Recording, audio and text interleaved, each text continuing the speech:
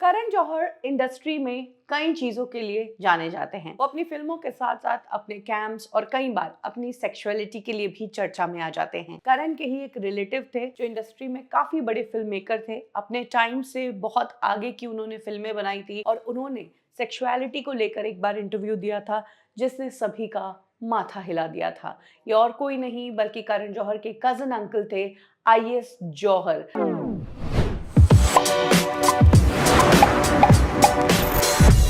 IS जौहर ने अपने ज़माने में एक इंटरव्यू देकर ये दावा किया था, एक सप्रेस्ड सेक्स पेशेंट है। उन्होंने अपने सेक्स की इच्छाओं को बहुत दबा के रखा है, जबकि सच्चाई तो ये थी कि आईएस जौहर ने अपनी पूरी ज़िंदगी में 5 शादियां की थी और इंडिया में जब डिवोर्स का सिस्टम ही नहीं था तब पहली बार उन्होंने डिवोर्स लिया था।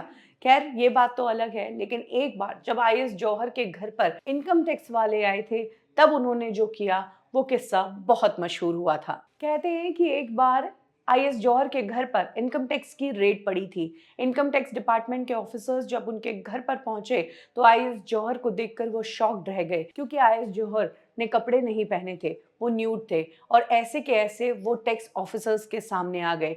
टैक्स ऑफिसर्स अनकंफर्टेबल हो गए और आईएस जौहर को कहा कि ढंग के कपड़े पहन कर आओ। तो आईएस जौहर ने जो जवाब दिया वो भी और ज्यादा हिला देने वाला था। आईएस जौहर ने टैक्स ऑफिसर्स को कहा कि मुझे कपड़ों से एलर्जी है, मेरे स्किन पर रैशेज हो जाते हैं, इसीलिए मैं कपड़े नहीं पहन पाऊंगा।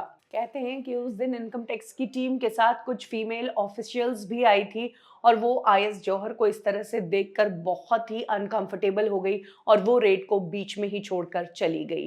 कुछ इस तरीके से आईएस जौहर ने इनकम टैक्स ऑफिसर्स के सामने ये हरकत की थी। अब ये हरकत उन्होंने वाकई में कपड़ों की एलर्जी की वजह से की थी या इनकम टैक्स वालों को जल्दी भगाने के लिए की थी, ये तो नहीं कह सकते, लेकिन ये किस्सा तब काफ़ी मशहूर हुआ था। आईएस जौहर ने नसबंदी नाम की फ़िल्म बनाई थी और ये फ़िल्म इतनी कंट्रोवर्शियल थी कि गवर्नमेंट ने इसे रिलीज़ ही नहीं होने दिया था। ये फ़िल्म उन्होंने इंदिरा गांधी के खिलाफ बनाई थी।